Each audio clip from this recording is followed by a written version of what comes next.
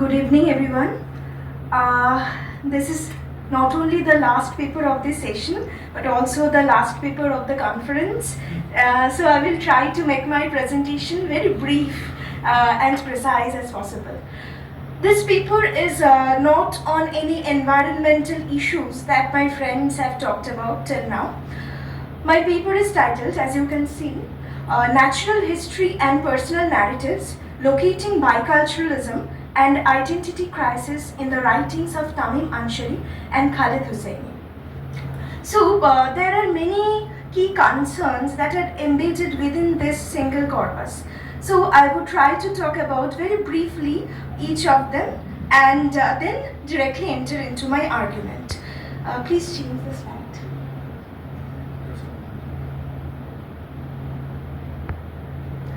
So the very first thing that I would like to draw your attention to is the idea of identity. So what is identity? Identity is something that we are born with, and also it is something that we develop in the process of growing up.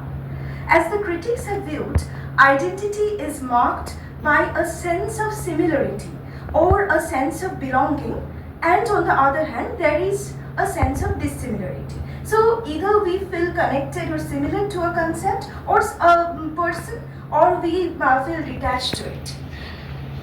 Critics like Erik Erikson has talked about the 8 stages of identity development that a person goes from childhood to maturity in his book, Identity, Youth and Crisis.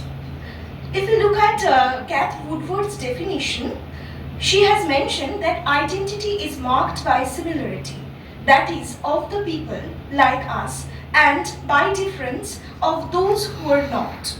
Identity provides a link between individuals and the world in which they live. It is a socially recognized position, recognized by others, not just by me. So, please change the slide. So, in the post-colonial era, with the impact of globalization and mass migration, we do not have anything called a singular or uniform identity. Because of these cross-cultural exchanges, we are inherently growing up with multiple identities and multiple cultural forms that are ingrained within us. So, this sense of identity therefore becomes a very fluid identity in the post-colonial context. And here I am dealing with 2 diasporic writers. And we all know that the idea of diaspora is located in a feeling of dislocation. There is a feeling of nostalgia that haunts these diasporic writers. And these writers who are dislocated from physically from their homeland, they're haunted by some sense of loss, as Salman Rushdie has talked about in his essay Imaginary Homelands, where he... Oh, that is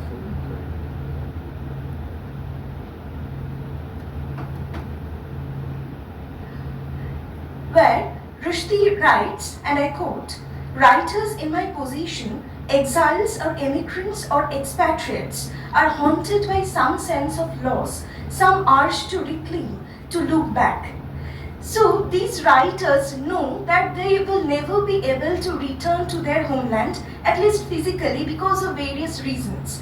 So what they would try to do is they would try to create fictions, I quote, "not actual cities or villages, but invisible ones, imaginary homelands, Indias of the mind." Therefore, the picture they try to present through their fiction is largely based on their imagination. There are some things that are actually experienced by them, but also there is the emergence of imaginary plenitude in these writers. Please change the slide. The next issue that I would like to very briefly mention is biculturalism. What is biculturalism? If we Google this term, which is an easily available option nowadays, we will find that biculturalism means having or combining the cultural attitudes and customs of 2 peoples or 2 nations or 2 ethnic groups. So, bi stands for 2. Therefore, whatever comes with 2, like in this case there is the culture, so that it is biculturalism. Bicultural identity at or the Oxford gives us is something which refers to the state of belonging to and identifying with two distinct cultural groups. So bicultural identity is something, please change the slide, that have been theoretically explained by critics like Veronica Bennett Martinez, Jana Haritatos, Daniel R. Miramontes, and others. I am not going into the details because of the scarcity of time. So, may I have the next slide, please? Sure. Yes. So, coming directly to the text that I would like to discuss, here I have selected two narratives, a memoir by Tamim Anshari and a novel by Khaled Hosseini. The first author whom I would like to discuss is Tamim Anshari, and the memoir is titled West of Kabul, East of New York, published in 2002. Tamim Anshari was born in Afghanistan in 1948, and he was born into a mixed parentage. His father was an Afghan and his mother was an American. So he was born with this bicultural identity. While he was in Afghanistan, he would never be considered a true Afghan because of his blonde hair and white skin. So after spending a decade or so in Afghanistan, Tamim Anshari received a scholarship to pursue his higher education at a high school in the United States. So the entire Anshari family moved to the United States, where their father stayed with them. He used to work at the Afghan embassy. But after a year, the father returned, and Anshari, his siblings, and their mother, they continued their stay in the US. So, in Anshari's memoir, what I found interesting is that while he was talking about his childhood in Afghanistan, the experiences he had, he's also talking about the history of Afghanistan, the monarchical regime of Muhammad Zahir Shah. And also we find that along with the personal narratives, there is a blend of the history of the nation. So Anshari has grown up with this biculturalism, because when in the United States, he could feel that again he is treated as an outsider because of his Afghan lineage. This he has voiced in his memoir, which I would like to quote. Growing up bicultural, it's like straddling a crack in the earth. If the cultures are far apart, like those of Afghanistan and America, one feels an urge to get entirely over to one side or the other.